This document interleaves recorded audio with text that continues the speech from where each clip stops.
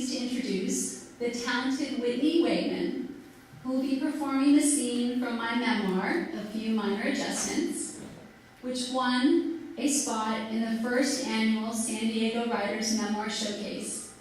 The scene is called Pioneering for Peace.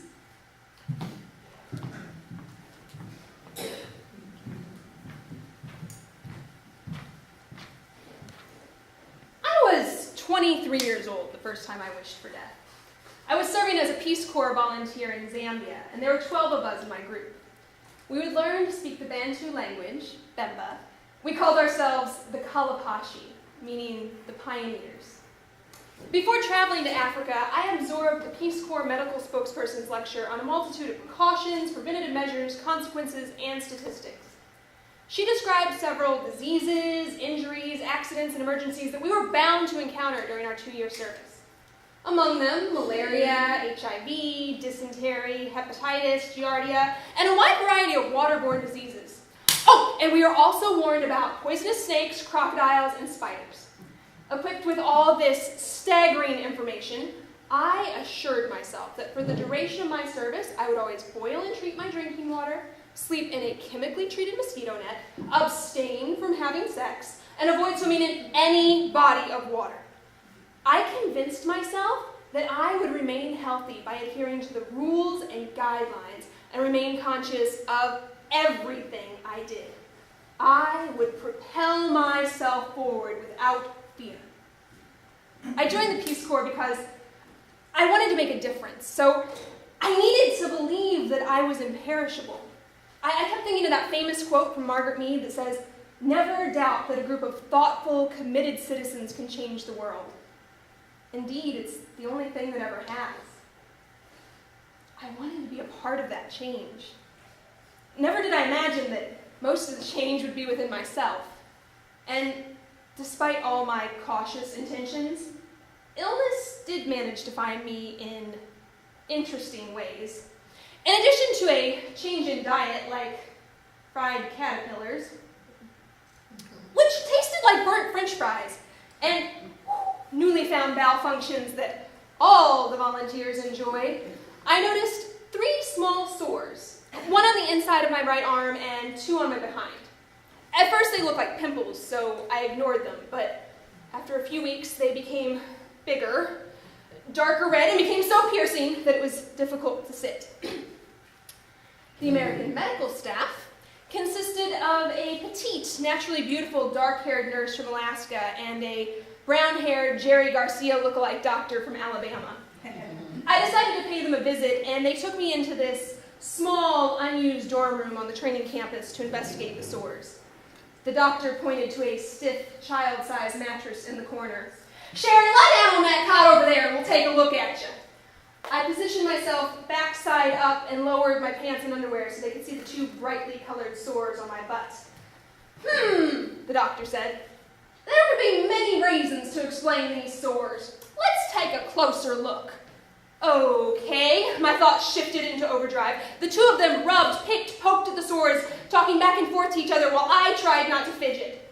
"Well, we can't be sure, but we think you've contracted a Pootsie fly or Timbu fly infection. This is exciting." "I've never seen it before," said the nurse, "but I've read about it. It's native to East and Central Africa. The flies lay their eggs in damp clothes left outside to dry. When the clothes come into contact with human skin, the eggs hatch. The larvae then burrow into the skin and, if left untreated, morph into adult maggots." Whoa! Did you just say maggots? The muscles in my stomach tightened. "There are maggots in my butt." "It's been a few weeks since you noticed them, correct?" Yeah. "How do we get them out of me?" "Well," the doctor said, "we'll have to cut them out. This may be a little painful. You'll have to hold quite still, all right?" I reached my arms up to the thin metal frame of the bed, clenching tightly, and shut my eyes. "Okay." The doctor rubbed the area with a cold, wet antiseptic wipe that smelled like rubbing alcohol. I braced myself. From what little I could see, they had an X-Acto knife and a pair of tweezers. Medical instruments resembling those those included in the popular board game Operation. I was laying face down, so I couldn't really tell what they were doing with these elementary tools, but I could certainly hear what they were saying. Oh, that's interesting. Oh, I've got it. No, I lost it. Oh, I've got it. Oh, no, it burrowed back in again. We've got to cut a little more. Okay, now dig. Their less than witty dialogue, coupled with the cutting and probing, lasted for almost 45 minutes, during which time I realized the Peace Corps experience is not for the weak-hearted. Finally, I heard, "We've got it!" They had extracted the first maggot from my aching ass. Would you like to see it? I was in no mood for show and tell. I wanted those things out of me, but before I had a chance to respond, the nurse shows me this cream-colored worm about a half-inch long, wriggling on the end of the tweezers. It looked about as happy as I did. Do you need a break, or should we continue? No break. Let's just get the other two out of me. Fortunately, the second one didn't take as long, maybe 10 minutes total. That wasn't too bad, not too much blood, the doctor said with a bit of excitement. My butt cheeks did not agree. Finally, it was time to take care of the last worm in my arm. The nurse held my arm steady. Okay, hold still. I told them I'm trying. Oh, sorry, Cherie, not you, the worm. Oh, I've got it, the doctor said. And then, oh, no, that's not good. What happened? Well, I grabbed a hold of it, but I think it broke in half. See, there's half on the tweezers. The lifeless half worm sprinkled in blood drooped on the end of the tweezers. Where's the other half? The nurse swallowed and with a sheepish expression said, I think it went back in your arm. Having half a worm inside me was worse than having the whole thing. What if it couldn't be retrieved? So, back to more excavating and tweezing, and finally, the other half of the worm came out. All 3 worms gone. The next day, the medical nurse told me that she had researched further into Pootsie fly infections. As it turns out, they're both easily prevented and treated. To prevent them, you just iron your clothes. The heat from the iron kills the eggs and keeps them from growing into your skin.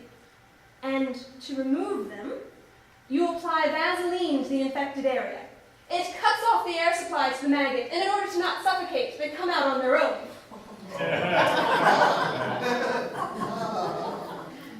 Wait.